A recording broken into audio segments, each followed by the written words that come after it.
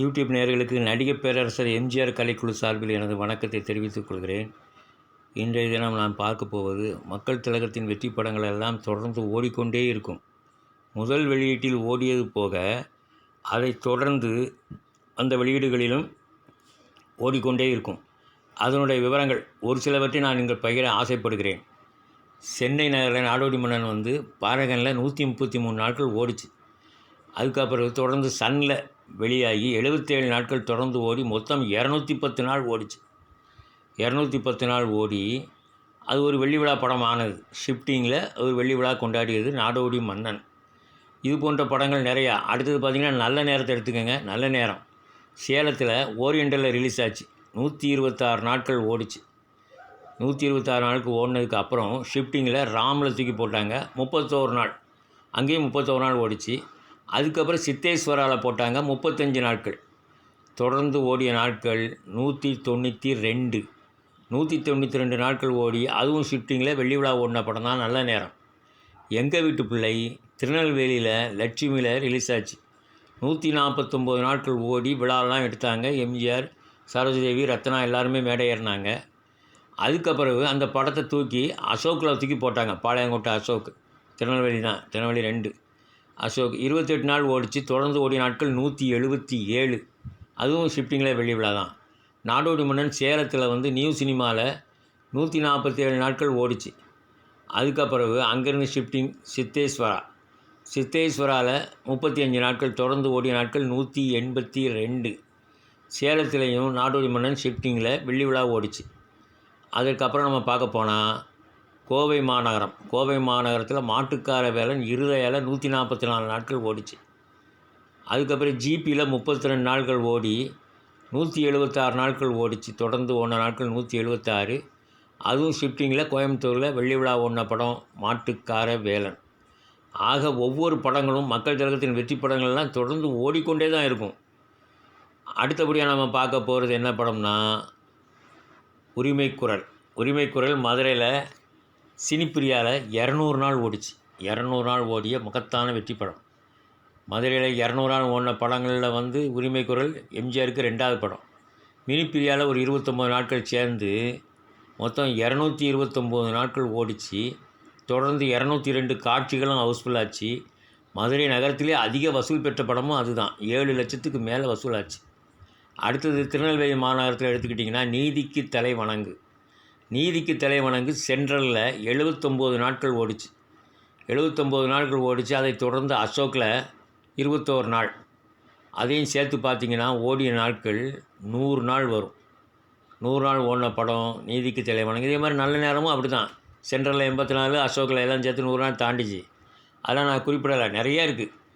சேலத்தில் நிலத்தடி முடிப்புன்னு எடுத்துக்கோங்க. ஜெயாவில் 84 நாள், நடராஜில் 22 நாள், மொத்தம் ஓடின நாள் 106. நேர்த்தியை முடிப்பவன் சேலத்தில் 100 நாள்களை தாண்டிச்சு ஷிஃப்டிங்கில். அதே மாதிரி நிறைய படங்களை நம்ம சொல்லிக்கிட்டே போகலாம். அவ்வளோ படங்கள் எம்ஜிஆருக்கு ஷிஃப்டிங்கில் ஓடிக்கிட்டே இருக்கும். உதாரணத்துக்கு இப்போ திருச்சி மாநகரம் எடுத்துக்கோங்க. தேடி வந்த மாப்பிள்ளை 84 நாள் ஓடிச்சு ராக்ஸியில். அதுக்கப்புறம் அதை தூக்கி பத்மாமணியில் தூக்கி போட்டாங்க. பத்மாமணியில் தூக்கி போட்ட உடனே அங்கே ஒரு 21 நாட்கள் தொடர்ந்து ஓடிய நாட்கள் 105. இப்படி திருச்சியிலையும் ஷிஃப்டிங்கில் ஓடிருக்கு. மதுரையில் ரிக்ஷாக்காரன்லாம் ஷிஃப்டிங்கில் வெளி விழா ஓடிச்சு. 161 நியூ சினிமாவில் ஓடி தொடர்ந்து ஓடிச்சு. கோவையில் பாருங்கள் நான் ஏன் பிறந்தேன் இருதயால் 77 நாள் ஓடிச்சு. அப்புறம் அருளில் ஒரு 22 நாள் தொடர்ந்து ஓடின நாள் 99. 100 ஓடலை, 100 தொடலை. ஆனால் 99 நாட்கள் ஓடி ஒரு மகத்தான வெற்றியை பெற்ற படம் நான் ஏன் பிறந்தேன் நல்ல வசூலையும் பெற்றது. அப்புறம் பார்த்திங்கன்னா நாடோடி மன்னன் சென்னை பாரகனில் 133 நாள் ஓடிச்சு. 133 நாள் ஓடினதுக்கப்புறம் அதை சன்னில் கண்டினியூஸாக ஓடிச்சு. சன்னில் 77 நாள், மொத்தம் கூட்டி பார்த்திங்கன்னா 210 நாள். 210 நாள் ஓடி சென்னையிலே வெள்ளி விழா ஓடிச்சு நாடோடி மன்னன். அடுத்து அலிபாபாவும் 40 திருடர்களும் 1956 வந்த படம். சென்னை சித்திராவில் 92 நாள். இந்த படம் மதுரை வீரனுக்காக எடுக்கப்பட்ட படம். மதுரை வீரன் ஏப்ரல் 13 ரிலீஸ் ஆனவொடனே இந்த படத்தை தூக்கிட்டாங்க. அதுக்கப்புறம் கபாலியில் தூக்கி போட்டு 42 நாள். ஆக மொத்தம் 134 நாள் சென்னையில் மட்டும் ஓடிச்சு அலிபாபா. எங்கள் வீட்டு பிள்ளை கேட்கவே வேண்டாம், கேசினோவில் 211 நாள் ஓடிச்சு. தொடர்ந்து சீனிவாசாவில் ஒரு 50 நாள் சேர்த்தா 261 நாள். 261 நாளில் கேசினோவில் மட்டுமே 5 லட்சத்தை தாண்டி வசூல் எடுத்தது எங்கள் வீட்டு பிள்ளை. இது ஒரு மகத்தான சாதனை பாருங்கள். இதில் வந்து சீனிவாசாவில் 50ஆவது நாள் விளம்பரம். இது சீனிவாசாவில் 50 நாள் ஓடிச்சு. ஆக எங்கள் வீட்டு பிள்ளை அதுக்கப்புறமும் அது விடலை, தொடர்ந்து ஓடிக்கிட்டே தான் இருந்துச்சு. அந்த படத்தை நிறுத்தவே யாராலும் முடியலை. சென்னை மேகலாவில் 176 நாள். அதை ஒட்டி அது பக்கத்தில் இருக்கிற பெரம்பூர் வீனஸில் தொடர்ச்சியாக ஓடிச்சு 71 நாள். ஆக மொத்தம் 247 நாள். மற்ற நடிகர்கள் படங்கள்லாம் இப்படி ஓடாது. ஏன்னா அவங்க 100 நாளுக்கே இழுத்து கொண்டு தான் விடுவாங்க. அப்புறம் பக்கத்து தேட்டரில் போட்டால் எங்கே ஓடும்? போடவே மாட்டாங்க அந்த மாதிரி படங்கள்லாம். போட்டாலும் ஓடாது. ஆனால் எம்ஜிஆருக்கு அப்படி கிடையாது. அது ஓடும்போது கூட்டத்தோடு தான் ஓடும். அது எடுத்தவுடனே தொடர்ச்சியாக எல்லா இடத்துலையும் ஓடும். இது தேவி படத்தில் 142 நாள் ரிக்ஷாக்காரன். அதை தொடர்ந்து வந்த சீனிவாசாவில் 50 நாள் சேர்த்து 192 நாள். சில்வர் ஜூப்ளி ஷிஃப்டிங்கில் ரிக்ஷாக்காரன் சென்னையில் தேவி பேரரசில் பெற்ற வசூல் 9 லட்சத்துக்கு மேலே. இங்கே 3 லட்சம் 3.5 லட்சம் வந்தாலே வெளிவிழா ஓட்டிடுறாங்க. இது 9 லட்சம் ஆன படம் வெளிவிழா ஓடலை. குடியிருந்த கோயிலை பாருங்கள், சென்னை குளோப்பில் 104 நாள். அதுக்கப்புறம் கோடம்பாக்கம் ராமலை தூக்கி போட்டாங்க. தொடர்ச்சியாக 42 நாள். ஆக மொத்தம் 146 நாள் ஓடிச்சு குடியிருந்த கோயில். அதுக்கப்புறமும் தொடர்ச்சியாக ஓடிக்கிட்டு தான் இருந்துச்சு. அது பாட்டுக்கு எப்போ போட்டாலும் இந்த படம் ஓடிக்கிட்டே இருக்கும். குடியிருந்த கோயில்னால் எம்ஜிஆருக்கு வந்து ஒரு எம்ஜிஆர் ரசிகர்களுக்கு அது ஒரு கனவு படம் மாதிரி. பெற்றால்தான் பிள்ளையா சென்னை உமாவில் வந்து 80 நாள் தான் ஓடிச்சு.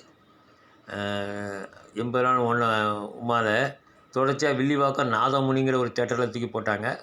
அதுலேயும் 63 நாள் ஓடி 143 நாள் ஓடிச்சு. பெற்றால்தான் பிள்ளையா வந்து ஏற்கனவே ஸ்டார் மகாராணியில் 100 நாள் ஓடின படம். சரி நேயர்களே, மீண்டும் அடுத்த பதிவில் சந்திக்கிறேன் இன்னொரு கண்டென்ட்டோடு. நன்றி, வணக்கம்.